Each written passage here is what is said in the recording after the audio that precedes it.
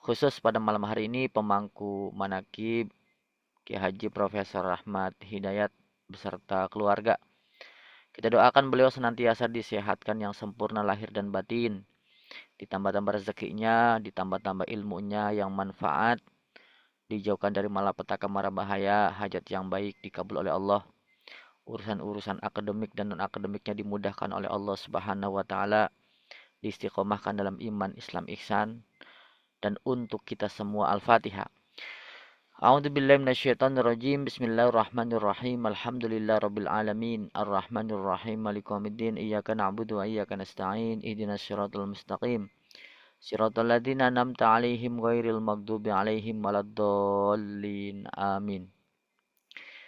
Yang saya hormati para petugas manakib, yang saya hormati Bunda Haya dan seluruh keluarga besar yang tidak bisa saya sebutkan satu persatu, terselenggaranya manakib online yang istiqomah ini. Keberkahan untuk Bapak Ibu dan kita semua. Amin. Alhamdulillah. Alhamdulillahilladzi faddalana ala katsirin min ibadihil mu'minin. Bapak Ibu ikhwan akhwat para pecinta kesenjiwa, pada malam hari ini kita sudah memasuki di bulan selanjutnya. Di bulan ini saya membaca di huruf yang pertama yaitu eh, jihad ya. Jihad. Jihad itu artinya berperang, berjuang. Abah menulis keterangan ini, saya membaca salah satu paragraf yang saya amati. Wajihadul aduwi az-zahir kal kuffari wa ghairhim bisilahi wasuyuf. Wajihadul aduwil batin kanapsi wasyaiton bidzikrid daim. Bapak Ibu ikhwan akhwat, setiap hari kita, apapun profesi kita, apapun kepentingan aktivitas kita, dimanapun, selagi roh kita masih ada dalam kontrakan kita, maka kita berperang kepada musuh kita, musuh yang nampak dan yang tidak nampak.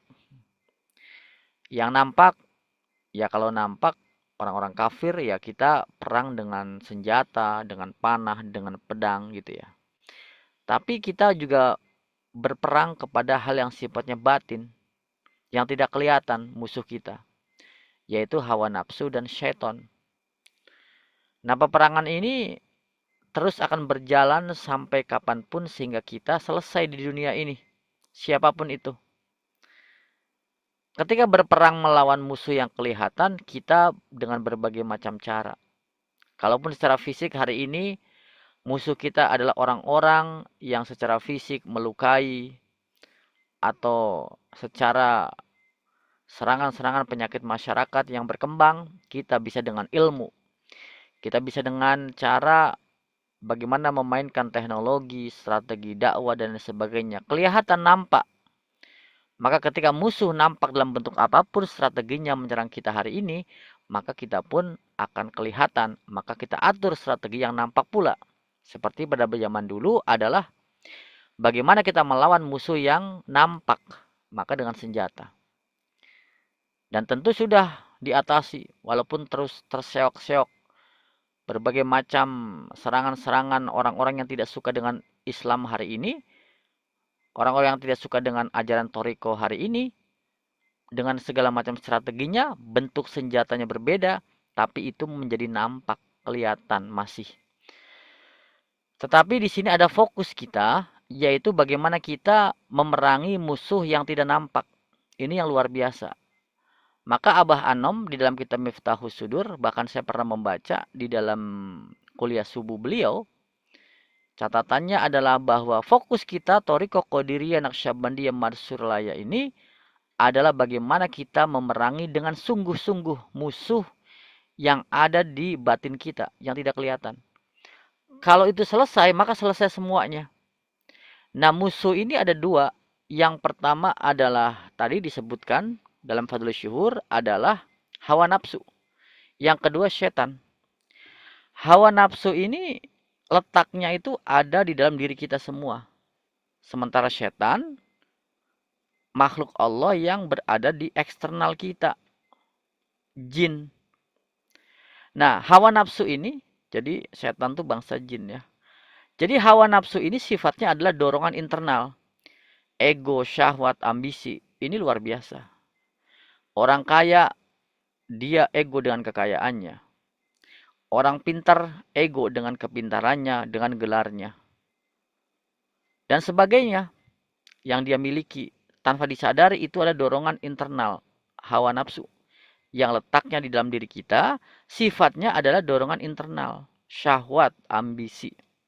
Nah, sementara setan, sifatnya itu adalah godaan eksternal. Berupa apa? Bisikan-bisikan, tipu daya. Jelas kita sering dengar referensi-referensi dari Al-Quran dan hadis tentang setan ini. Kemudian, kalau kita bicara tentang hawa nafsu, cara kerjanya apa? Mendorong kita semua untuk kesenangan dunia dan menjauhi ibadah. Jadi, kalau ada dorongan-dorongan kita untuk lebih hubbud dunya, itu adalah dorongan atau cara kerja hawa nafsu. Jadi kalau seandainya ada satu dorongan-dorongan dalam diri kita untuk malas, jauh dari ibadah, itu cara kerjanya hawa nafsu. Sementara setan, cara kerjanya gimana? Membisiki, wasfisu ya, bisudurin nas. Membesar-besarkan dosa. Bagaimana caranya agar manusia ini banyak dosanya, kemaksiatannya, noktahnya. Dan yang lebih hebat, cara kerja setan adalah membuat lalai manusia ghaflah untuk zikir kepada Allah Subhanahu wa taala. Jadi jelas, nafsu letaknya ada dalam diri kita, sifatnya dorongan internal, cara kerjanya mendorong kepada hubbud dunya dan menjauhi ibadah. Kemudian setan sementara adalah makhluk Allah secara eksternal, godaannya juga bisikan tipu daya, cara kerjanya juga membisiki, membesar-besarkan manusia agar banyak dosa dan membuat lalai. Nah, kemudian apa hubungannya hawa nafsu dengan setan? Maka jelas nafsu jadi pintu masuk setan. Setan memanfaatkan nafsu yang lemah. Nah, jadi kalau kita nafsunya lemah, maka yang terjadi adalah itulah jalan setan masuk ke dalam diri kita untuk memanfaatkan nafsunya. Maka Imam Al-Ghazali mengatakan apa? Bahwa Imam Azir annal hawa wa syaiton mislu zibain, kata Al-Ghazali. Hawa nafsu dan syaitan ini seperti dua serigala yang siap menerkam hati manusia jika hati tidak terjaga. Dari apa? Dari zikir kepada Allah Subhanahu wa taala. Nah, artinya yang menjaga hati dari serangan dua serigala ini adalah zikir, tiada lain gitu. Maka Ibnu Qayyim Al-Jauziyah mengatakan bahwa la yastati'u ayyadkhula ilal qalbi illa idza kana al-qalbu khalian minadz dzikri. Ibnu Qayyim Al-Jauziyah mengatakan bahwa menjelaskan bahwa setan itu tidak bisa masuk ke dalam hati kecuali jika hati itu kosong dari zikir. Tidak bisa masuk ke dalam hati. Nah, jadi setan itu tidak pernah akan bisa masuk ke hati kecuali artinya kalau dia bisa masuk ke hati jika hatinya kosong dari zikir. Nah, sementara kalau saya hatinya penuh dengan zikir, maka setan tidak bisa masuk ke dalam hati. Nah, itulah Bapak Ibu ikhwan akhwat, pengingat-ingat untuk saya dan kita semua sama-sama murid yang sedang belajar bahwa kita punya dua serigala yang menyerang hati kita dan ternyata perlindungan kita hanya zikir itu. Maka konsep jihad an-nafas dalam Thariqah Qadiriyah Naqsyabandiyah itu sebenarnya bukan fokus melawan musuh luar, tetapi yang lebih utama adalah melawan musuh di dalam. Kalau setan adalah penggoda eksternal. Abah Anom menekankan pentingnya di dalam keterangannya dalam kuliah subuh. Catatannya bahwa Abah Anom menekankan pentingnya kita semua membersihkan hati dari sifat-sifat apa yang ditimbulkan daripada tadi hawa nafsu dan setan. Ada takabur, sombong, ada ria, pamer, ujub, bangga diri, ada hasad, dengki, dan seluruh sifat-sifat yang berasal dari nafsu-nafsu yang tidak baik. Nah, maka musuh utama manusia bukan di luar, tetapi ada di dalam diri kita masing-masing. Nah, maka Thariqah Qadiriyah Naqsyabandiyah Mahasurlaya memberikan solusi. Proses daripada tazkiyah kita adalah apa? Ya tiada lain. Yang pertama zikir jahar dan zikir khafi. Yang kedua adalah amalia mursyid. Jadi dengan zikir jahar dan zikir khafi inilah yang dijelaskan tadi, yaitu benteng kita gitu.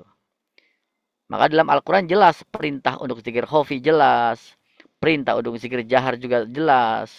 Jangan dibalik.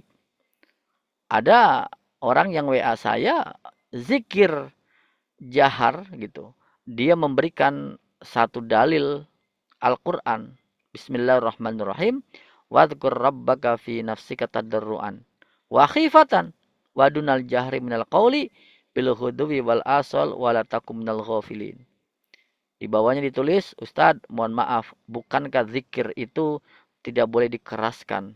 Di situ Allah mengatakan, sebutkan nama Tuhanmu dalam dirimu, hatimu dengan merendahkan dirinya, suara yang rendah.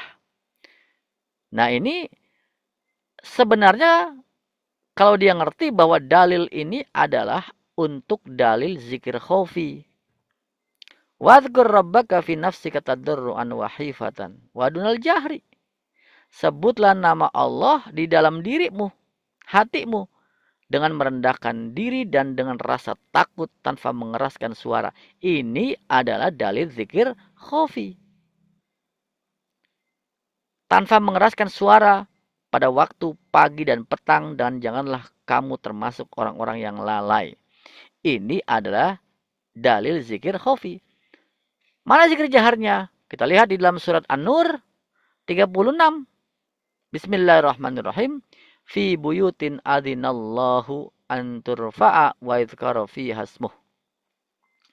Allah berfirman yang artinya di masjid-masjid, di rumah-rumah. Karena rumah itu adalah masjid. Di mana tempat suci itu adalah rumah, Baitullah. Di masjid-masjid, di rumah-rumah telah Allah izinkan untuk mengangkat atau mengeraskan suara dan disebut namanya di dalamnya. Nah, Aba Awas mengatakan di dalam kitab Fadlus Syuhur, menjelaskan tentang ayat ini adalah wa ismuhul awwalu huwa la ilaha illallah. Adapun namanya yang pertama adalah la ilaha illallah. Jelas, kata Abah, ini berfungsi untuk mensucikan jiwa dari nafsu dan mengajak kepada kejelekan. Nafsu yang mengajak kepada kejelekan. Dan yang kedua tadi, dalil tadi kata Abah, namanya yang kedua Allah. Ismu zikrillah, inilah nama Allah. Nama ini nama yang teragung dari segala nama-namanya. Nah, jadi Bapak Ibu ikhwan akhwat, kita punya alat untuk bagaimana kita melindungi kolbu kita, melindungi diri kita daripada serangan-serangan dua serigala itu. Hawa nafsu dan setan, maka kita punya alatnya tidak hanya melindungi, tapi bisa menyerang. Maka ada satu keterangan di dalam kitab Miftahus Sudur, ketika seorang sahabat bertanya kepada Rasulullah, wahai Rasulullah, apakah di dalam dirimu ada korin, ada setan? Kata Rasulullah, semua orang ada, termasuk aku. Tetapi setan yang berada di sampingku telah tunduk, telah takluk, tak berdaya. Karena apa? Karena aku berlindung kepada Allah dengan la ilaha illallah. Nah, maka Bapak Ibu ikhwan akhwat, di mana hari ini kita dalam kehidupan yang penuh dengan ujian-ujian, godaan-godaan yang menimbulkan bagaimana bisikan-bisikan setan mengajak kepada hal-hal yang negatif, dan juga hawa nafsu kita yang kadang terus naik turun seperti itu, maka orang-orang mungkin di luar sana berbagai macam terapi, berbagai macam pendekatan, berbagai macam cara untuk bagaimana handle, bagaimana memanage kolbunya. Kita sudah punya alat zikir inilah. Zikir jahar dan zikir khafi. Maka ketika persoalan kita semakin banyak, maka zikirnya yang banyak. Ketika kita diberikan tugas menjadi seorang pemimpin, maka ujiannya pasti lebih banyak. Ujian yang sifatnya bisikan, ujian yang sifatnya hawa nafsu, maka otomatis zikir jaharnya mesti banyak. Berbeda orang yang tidak punya jabatan dan punya jabatan lebih banyak mestinya. Orang yang diberikan tanggung jawab dan tidak lebih banyak zikirnya. Dan juga ketika kita sama-sama punya persoalan yang banyak, maka kita sudah selayaknya zikir jaharnya yang banyak. Karena saya melihat, mengamati sejak zaman Abah Anom pada masanya. Kemudian hari ini kita sama-sama melanjutkan kemursidan Abah Anom kepada Syekh Muhammad Abdul Ghasif Maslul. Tidak ada amalia yang paling hebat. Tidak ada cara yang paling hebat. Jadi kalau kita belajar kepada ilmu hikmah, kita belajar ini, kita cari yang paling hebat dari ini apa? Cari lagi, cari lagi, cari sampai kita menemukan satu amalan yang paling hebat yang itu dilakukan oleh gurunya. Ternyata masa Abah Anom, Abah Awas yang saya amati, siapapun dia, justru inilah kita kalimat yang paling agung, yang paling hebat adalah la ilaha illallah.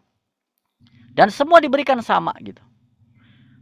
Dan yang dilakukan Abah Anom, Abah Awas yang saya amati, yang paling dahsyat adalah apa? Adalah la ilaha illallah. Dakwah-dakwah, cerita-cerita, fatwa-fatwa, ketika kita sohbah, ketika sohbah di Abah Anom pada masa itu, Abah selalu yang keluar dalam mulutnya adalah, dari mulutnya adalah la ilaha illallah. Tiada yang lain. Nah persoalannya adalah ada orang yang benar-benar mengamalkan la ilaha illallah dengan sungguh-sungguh, dan ada orang yang asal jalan saja. Tentu berbeda gitu.